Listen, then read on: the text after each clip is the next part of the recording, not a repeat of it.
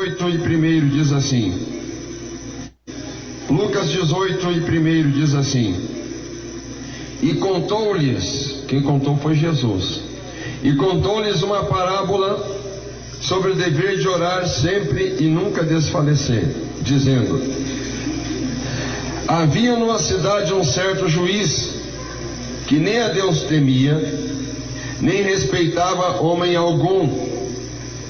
Havia também naquela mesma cidade uma certa viúva, e ia ter com ele dizendo, faze-me justiça contra o meu adversário.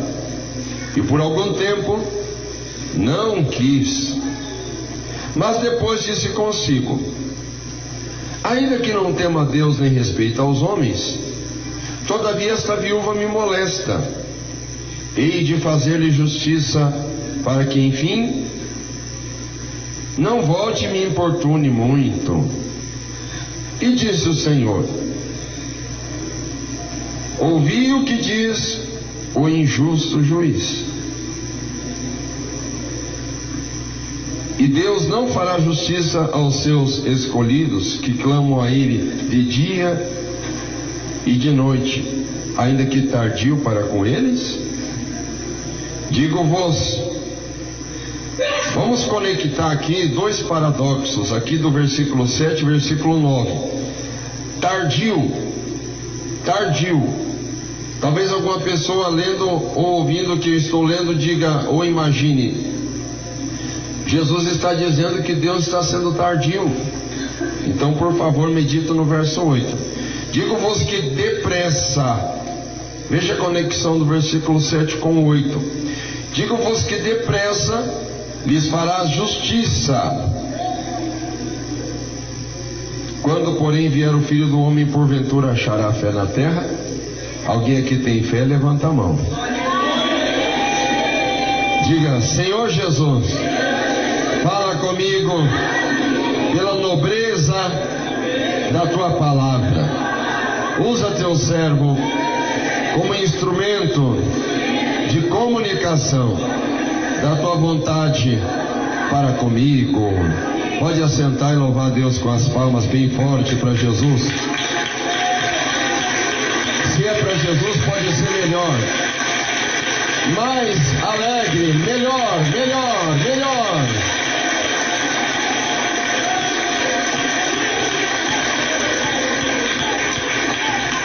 Diga assim, irmão, Senhor Jesus, faz justiça na minha causa impossível. Senhor Jesus, faz justiça na minha causa impossível. Queridos irmãos e irmãs, estamos diariamente pregando a palavra do Senhor aqui na Brasília Tiberê e aqui na João Negrão. Então eu confesso a vocês que alguns dos caprichos que me assistiam, por exemplo, um tempo disponível para preparar uma mensagem, agora já não me resta mais. Então a mensagem que eu pregar para o coração de vocês, podem ter certeza absoluta que serão mensagens práticas.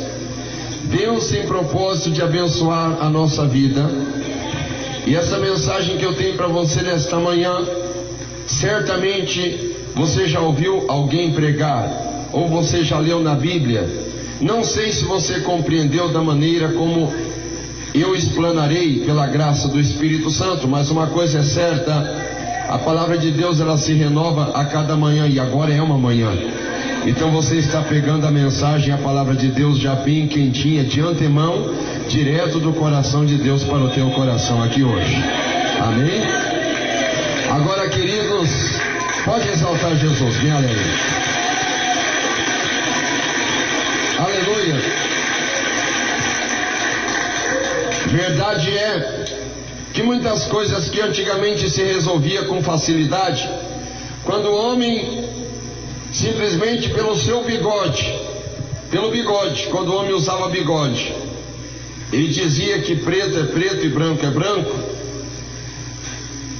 alguém olhando pelo respeito que tinha. No Antigo Testamento nós vimos que quando as partes entravam num propósito, um tirava o sapato e dava para o outro calçar. Hoje é necessário assinar em cartório, reconhecer firma, e mesmo com o monitoramento das câmeras, existem fraudes. Existe a assinatura digital, mas mesmo assim existem fraudes, porque estamos vivendo dias difíceis em que os homens não confiam mais. E pior do que os homens não poder confiar mais, ou dos homens não confiarem mais, é que estamos num mundo tão complicado, que é o chamado mundo das injustiças.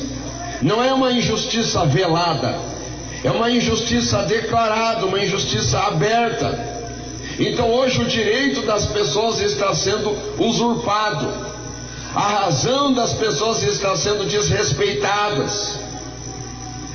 Aquilo que antigamente você entendia, não, isso aqui é meu por direito, ainda que te seja teu por direito, não te é teu mais por razão, porque pelo direito é teu, mas a lei do mais forte arrancou de você. A lei do que tem mais argumento, do que tem mais dinheiro, do que tem mais força física, e por que não dizer de um outro poder paralelo, que é muito maior do que todos os três que eu falei. É um poder espiritual, é um poder de Satanás, que ele se apossa, ele se apropria do que não é dele, e às vezes do que é teu, e arranca, porque ele é mais forte. A Bíblia chega a taxar o diabo como um valente, ele é mais forte, e tem mais uma covardia que o diabo utiliza para ele tomar o que não é dele. Ele é invisível e você não vê a mão cheia de dedo dele que vai lá e pega. É uma covardia, pastor. É claro que é uma covardia. E como é que você acha que o diabo trabalha para saquear e roubar o que não é dele? É na covardia mesmo. Mas isso é feio, pastor. Isso é sujo.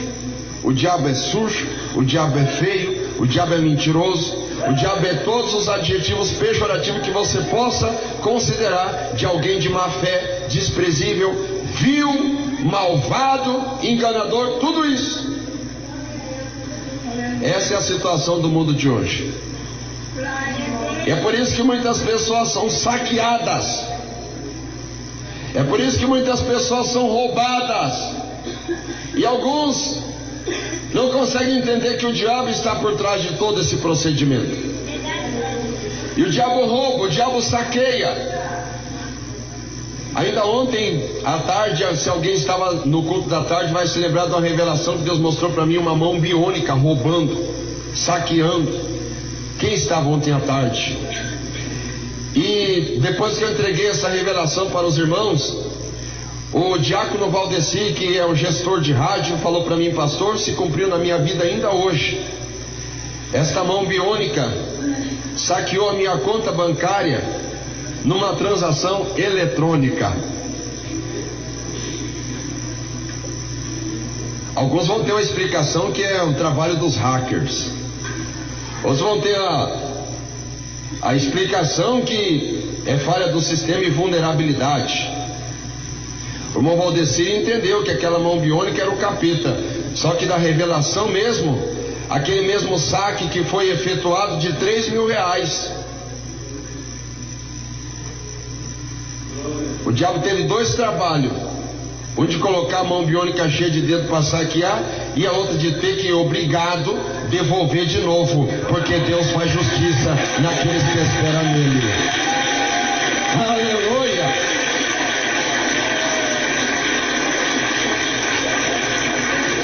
Mas existe esse fenômeno chamado injustiça. E a injustiça, ela funciona de diversas maneiras.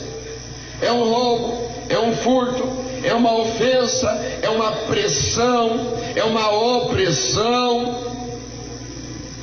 É injusto, é uma violência. Diariamente as pessoas são violentadas, são pressionadas, são afligidas, são obrigadas a fazer o que não pretendem fazer, o que não querem fazer, o que nem devem fazer, mas como são forçadas, acabam tendo que fazer. E o diabo está por trás de tudo isso. Algumas pessoas dizem, não, isso aí não é o diabo, isso aí são pessoas oportunistas. Ainda que o diabo não esteja diretamente, ele está indiretamente. E se a pessoa deixar Satanás se apossar de sua vida, a pessoa acaba cometendo excessos, enganando as pessoas. É o diabo via aquela pessoa, mas é uma injustiça. É uma injustiça. E é um problema sério a injustiça. O ser humano, ele não gosta da injustiça. Alguns até gostam de praticar a injustiça contra o outro, porque pimenta no olho dos outros é refresco. Mas quando a injustiça é praticada na direção dele, aí ele pula, ele chia, ele fica bravo, ele estoura, ele explode, porque o ser humano não foi feito para tolerar nem para conviver com a injustiça. Mas infelizmente ela existe. A injustiça está presente nas igrejas, a injustiça está presente nos locais de trabalho, a injustiça está presente nas famílias, a injustiça está presente no trânsito. A injustiça só não está presente na política, né? Ah, não, na política também está. A injustiça está presente nas diversas áreas e departamentos dos seres humanos. Seja na parte mais alta da classe humana, que seria a classe dos ricos, existe a injustiça. Mas existe também a injustiça na classe mais vulnerável, classe inferior. Existe o roubo de apartamento, existe os roubos dos milhões e dos bilhões, mas existe também o roubo de galinha, o roubo de caneta, o roubo de papel, folha sulfite. A injustiça está presente nas mais diversas áreas do relacionamento humano. E o roubo tão pequenininho, tão insignificante dos 15 centavos, ele leva a mesma qualificação penal que o roubo dos milhões, porque o nosso Deus não é um Deus injusto, ele é um Deus justo. E tratando de injustiça, nós encontramos aqui um caso muito simples, que deveria passar batido pela justiça de hoje em dia. É o caso de uma viúva. Hoje uma viúva, devido aos direitos humanos, ela tem a sua participação. A viúva hoje ela vota através do sufrágio universal. Hoje a viúva vota. Hoje a viúva ela tem alguns direitos da previdência social. Hoje a viúva ela tem voz ativa em alguns programas. Mas no tempo de Cristo e no tempo do Antigo Testamento, uma mulher ser chamada de viúva é igual o evangelista Horácio estava dizendo. Ela estava destinada à morte, à fome, à vergonha e ao desprezo, porque ela não poderia dar sequência à sua família. Infelizmente ela não teria nem a honra de manter o sobrenome da sua linhagem. Ela não tinha condições de exercer um ofício, um trabalho, por causa exatamente da limitação para a mulher, que hoje tem de sobra, naquela época tinha de falta. Então, como que uma viúva se apresentaria diante de um juiz para apresentar algum problema na primeira, na segunda, na terceira instância? Nem tinha instância para a viúva. Ela era desprezada. Por isso que a Bíblia diz no livro de Tiago que a verdadeira religião é apartar-se da corrupção que há no mundo e atender a viúva e o órfão na sua necessidade. Veja que viúva. Amém. Vocês gostaram? As irmãs viúvas gostaram? Pode louvar Jesus com as palmas. Pode dar glória a Deus. Aleluia. Queridos irmãos e irmãs, a viúva era colocada como uma pessoa vulnerável na sociedade, uma pessoa frágil. E porque é uma pessoa frágil, pela justiça, deveria ser a pessoa que mais seria atendida. Mas não é assim. Quanto mais frágil você for, quanto mais errado você falar, quanto mais se descobrirem que o teu português é acidentado, mais você vai ficar de canto. E assim é a situação dessa viúva. E ela se apresenta, sabe, diante de quem? Diante de alguém que tem uma autoridade máxima em questão de direito e de justiça, que é o juiz. O que é o juiz? Ele é o legislador? Ele é o moderador? Ele é o executivo? O juiz, ele é aquele que vai determinar, o que vai definir. Ele bateu o martelo ele pode brigar em certa instância com o desembargador, mas ele é o juiz, ele é o senhor da questão, ele é o juiz. E ela chega direto, ela não procura intermediário, ela chega no juiz e pede para que ele faça uma justiça contra o inimigo dela. Preciso que tu faça uma justiça contra o meu inimigo. Só que aquele juiz, ele tem o seguinte, ele tem uma característica que qualquer um que souber da característica daquele juiz não vai nem querer chegar perto dele. Primeiro, ele não teme a Deus. Segundo, ele nem respeita aos homens. Você já pensou que juiz endemoniado? Não teme a Deus e não respeita aos homens.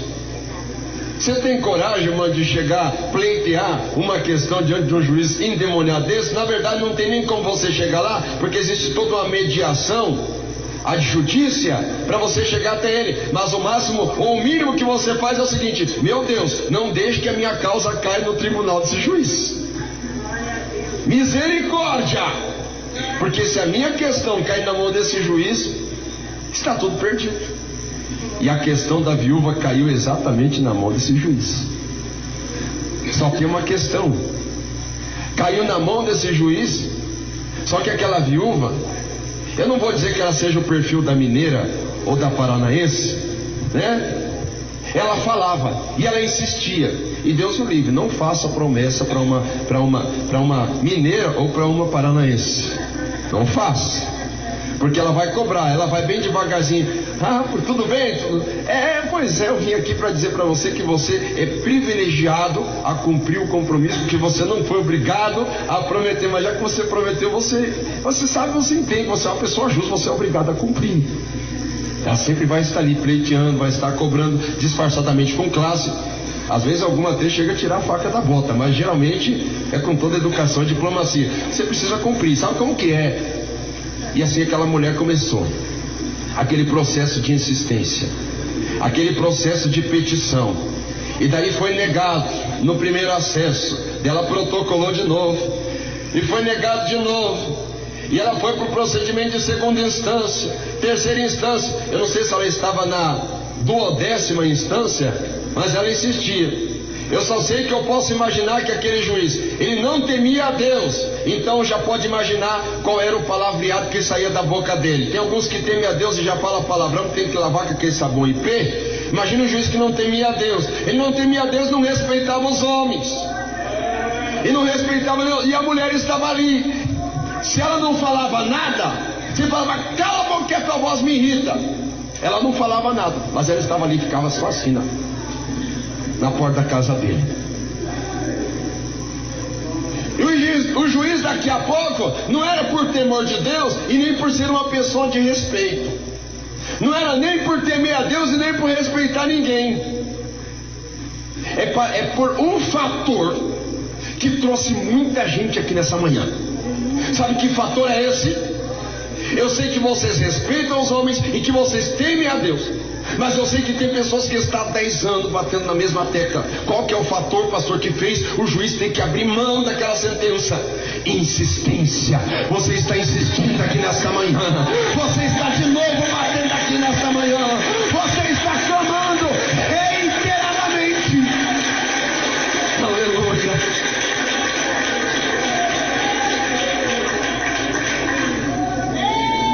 Sete passos para uma vida melhor. Meu Deus, e a minha bênção não chegou. Disse Jesus, eu sou a porta, e a bênção não chegou. Os 7 mergulhos de Naamã, e minha bênção não chegou. Meu Deus, e agora? Mas você está aqui, você continua aqui. Daí talvez alguma pessoa que está aqui hoje pela primeira vez imagina: pastor, mas se essa pessoa está insistindo há tanto tempo fazendo campanha, e essa pessoa não recebeu a bênção ainda, o que essa pessoa está fazendo aqui? Pastor, agora eu quero ver o pastor explicar. Sabe por que tem pessoas que estão pedindo bênçãos para Deus, insistindo com bênçãos diante de Deus, e não receberam até agora, e continuam aqui?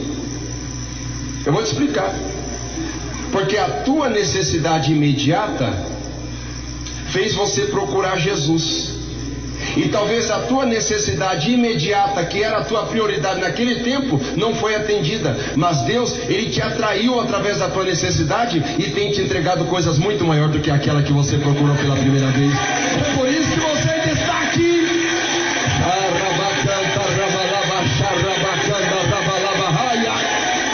Aleluia.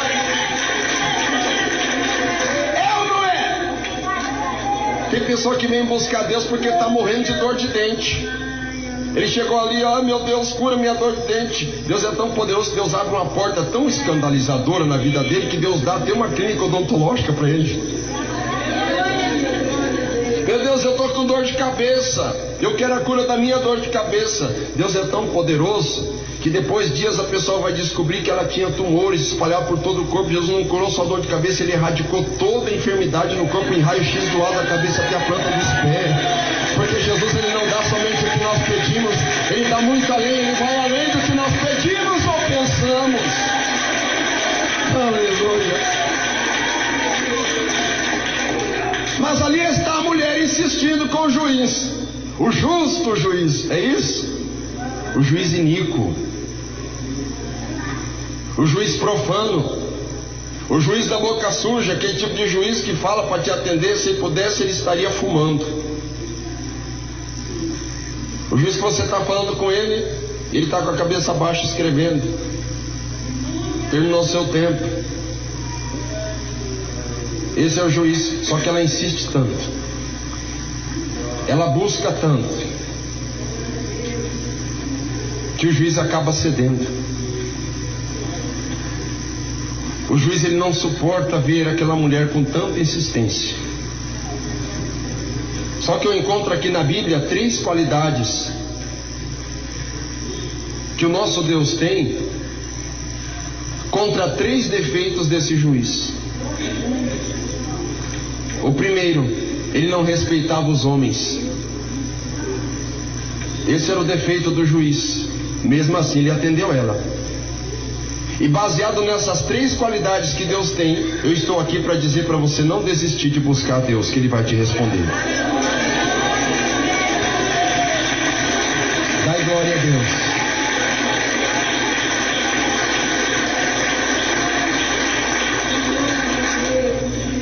O primeiro defeito que eu medito aqui desse juiz é que ele não respeita os homens.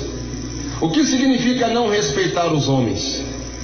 Não respeitar os homens não significa só que ele vai tratar os homens com agressividade, com rispidez. Significa que ele não entende nem quer saber.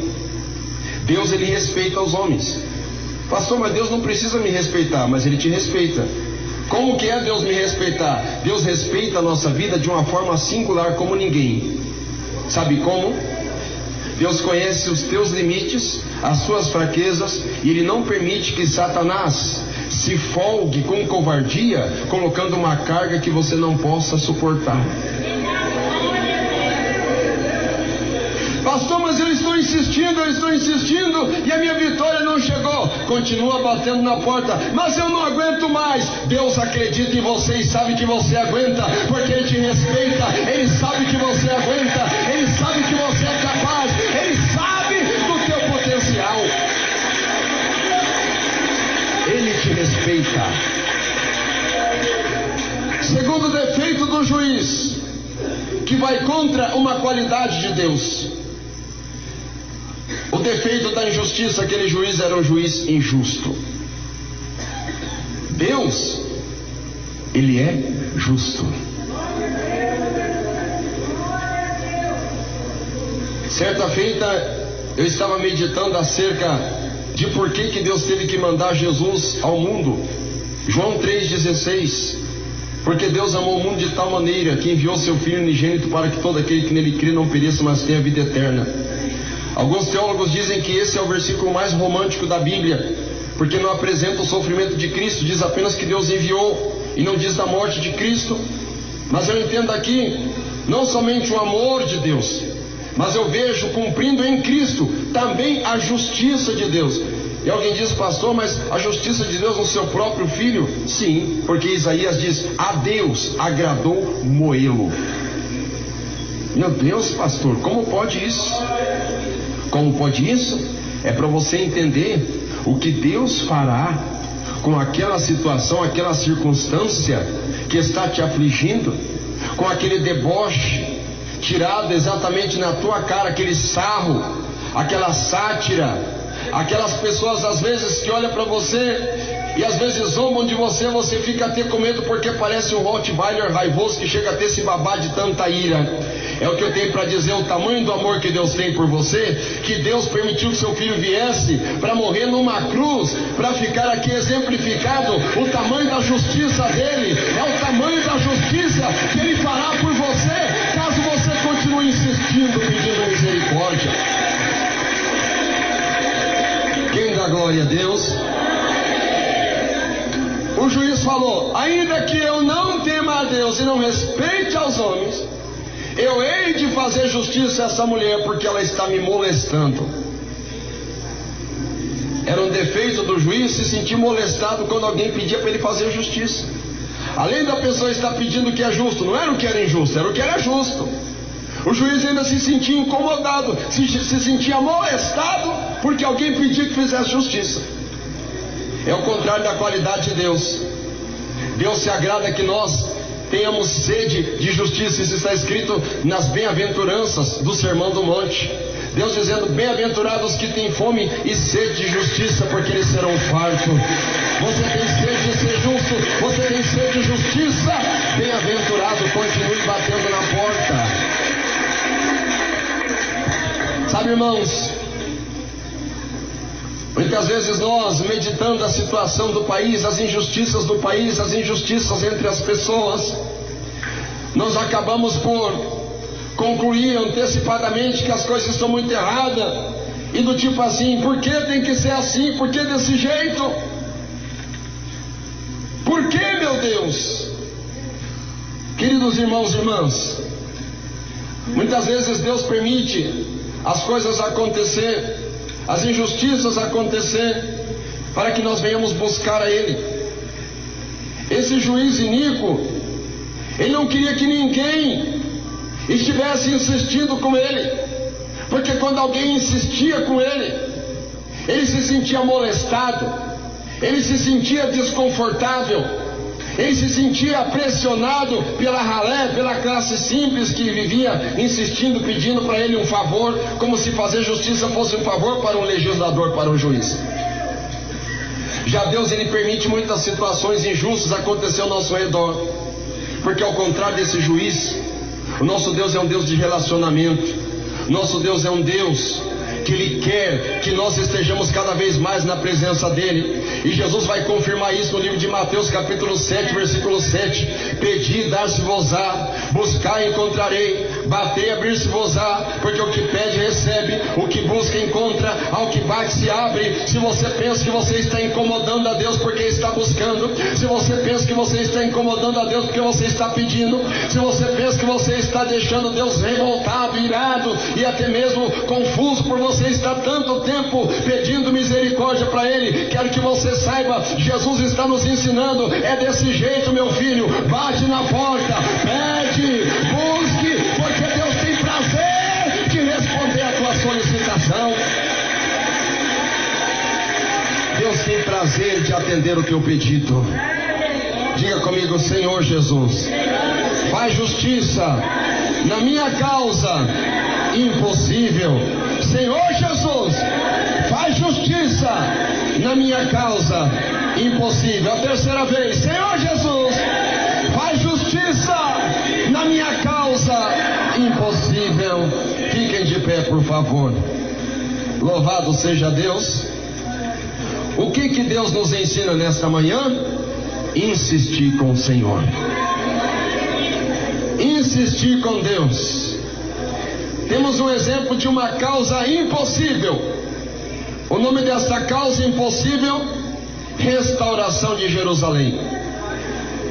Temos uma causa impossível: Jerusalém destruída com seus muros e seus portões ateados a fogo, miséria, caos total. Mas nós vemos um sinal de insistência, um jovem chamado Daniel. E a Bíblia chega a relatar no capítulo 6 e 10 que ele orava diariamente com a janela do seu quarto voltada para a banda de Jerusalém. Qual o nome disso? Insistência. Era uma causa perdida. 70 anos foi a profecia de Jeremias, mas já estava vencendo esse tempo. Mas sempre tinha alguém orando, sempre tinha alguém na brecha, ou alguém que a Bíblia relata aqui agora é Daniel. Talvez a tua família aparentemente está num caminho sem volta, talvez a tua empresa está num caminho de falência sem volta, talvez a tua saúde física já foi desenganada pela medicina nas mais diversas especialidades. Talvez a solução para o teu filho, a opinião dos próprios assessores, seja que você entregue ele para o conselho tutelar, ou a prisão, a cadeia pública é a melhor solução. Não, a melhor solução que a Bíblia nos ensina nesta manhã é insistir com Deus. Senhor, faz justiça na minha causa perdida. Senhor, faz justiça na minha causa perdida. Deus vai entrar com resposta. Deus vai entrar com resposta. Vamos orar, vamos orar. Santo Deus.